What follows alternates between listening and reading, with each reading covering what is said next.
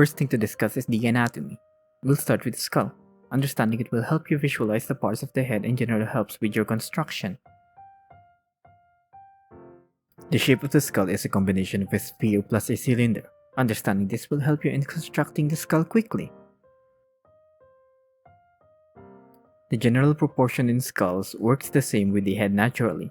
I like to use the eyebrow, nose, chin personally, so let's go with that. But you don't have to do it when you feel comfortable breaking away. Additionally, drawing enough skulls will give you a sense of proportion after a while. Having a good enough skull will solve a lot of problems in your portrait drawings. For the parts, first is the eye socket. Below that is the cheekbone. In front of that is the nasal bone. And below it is the mandible, which is basically the lower jaw. Turning a skull into face can start with the nose extending from the nasal bone. Below the nose is a familiar zigzag rhythm that denotes the lips and the chin. However, then the jaw will extend to the side right before it touches the ear. The eye socket holds the eye, but notice the shape as looking at it at the side will show a more cylinder shape. Take note of this when drawing the eye. Do not also forget that the jaw has an underside before reaching the neck.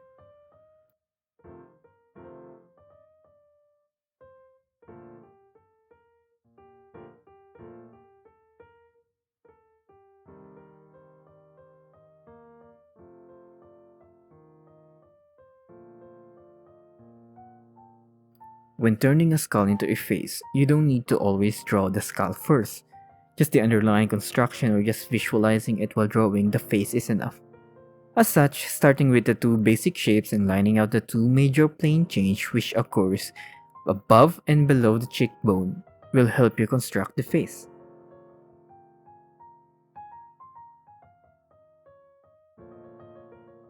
Each difference can be shown by difference in proportion and how saggy the features are. The more saggy the features, the more it will look older. Drawing children usually involves shorter proportion and bigger eyes. Decreasing the lines will also help a much younger look. Shorter jaw and underdeveloped features are the main points in drawing children.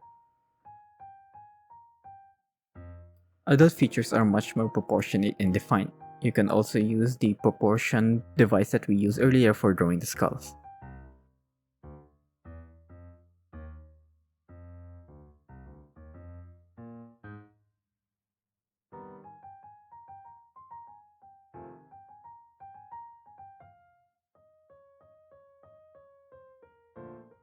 Old features can be defined by drawing much more lines to denote the sagginess of the features and imply the dryness of the skin.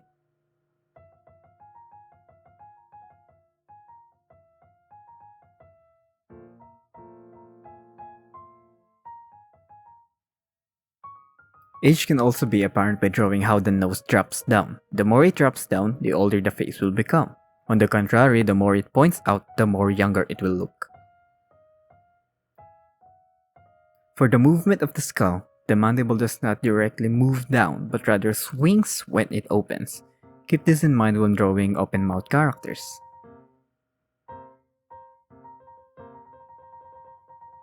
In drawing faces with open mouths, drawing a curved line to end the opening of the mouth will help you know the limit of the opening. This is because when we open our mouth, the cheeks will form that shape and depending on the emotion, it will angle accordingly. To show extreme emotions, you can put it behind much further and angle it coming from the nose to the end of the jaw. Now on a concentrated study of the features of the face, starting with the eyes, drawing the eyeball will help you to start constructing the eye. Since we are looking at this at the side, as I said earlier, it will show an opening of the eye in a more cylinder shape.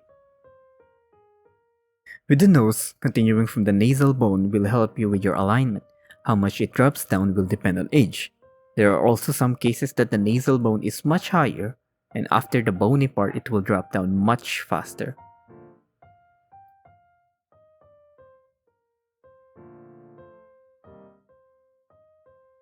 For the lips, you can follow a zigzag rhythm to quickly show the contours of it. Following it is the chin.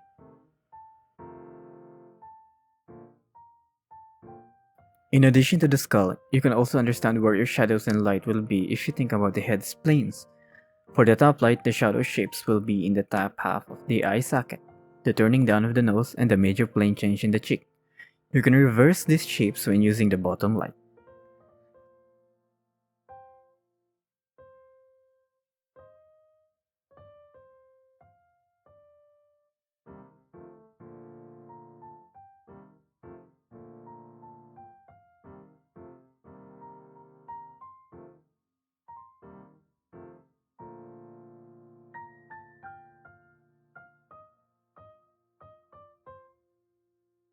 In this part, I will show you various methods I use to draw the side views of the faces.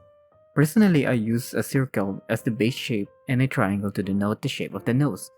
I then continue shaping the face as much as I want. There are also times that I use a skull just to map out the placement of the features.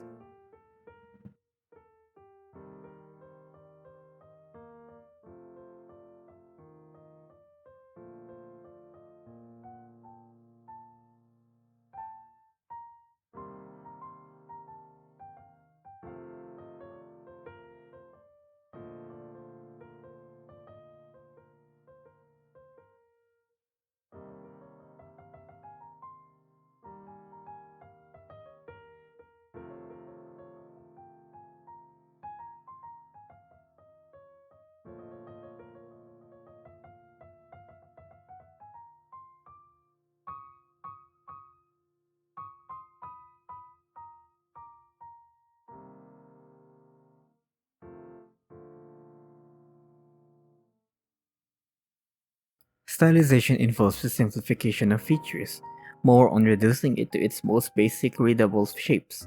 How much it is reduced depends on how much stylized you want those features to be. We'll draw this face a bit realistic to compare.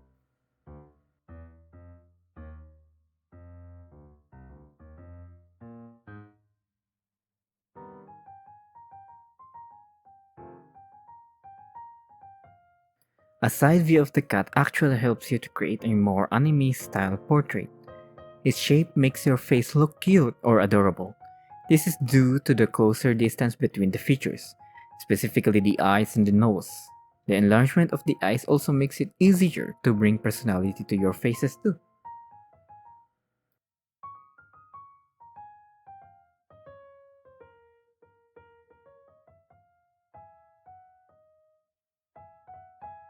For the styling of the features, you will only need to draw the shapes that mostly implies the feature. For the eyes is the eyelashes on top that will have more mass. Usage of lines to denote the volume of the eyes will depend on how stylized you want the eyes to be or what ethnicity you want to show. For the nose, the most prominent is the underside of it.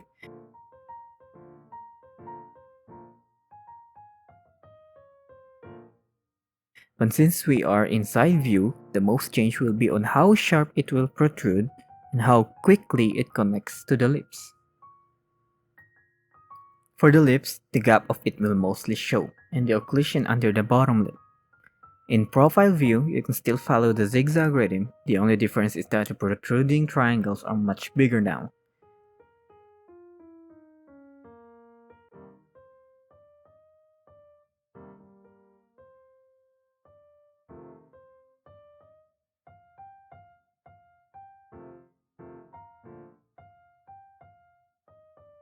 For the easiest part, the ears, you will only need the triangle that shows its opening and the outer curve after it. Now for the stylization demo, this is where you can get the most creative and most fun. Using the tricks to show the reductions and using much more rounded curves, you can get any face stylized as much as you want. Do note that this is how I personally stylize my faces, so looking into and referencing other artists will help you reach the stylized face you want or prefer.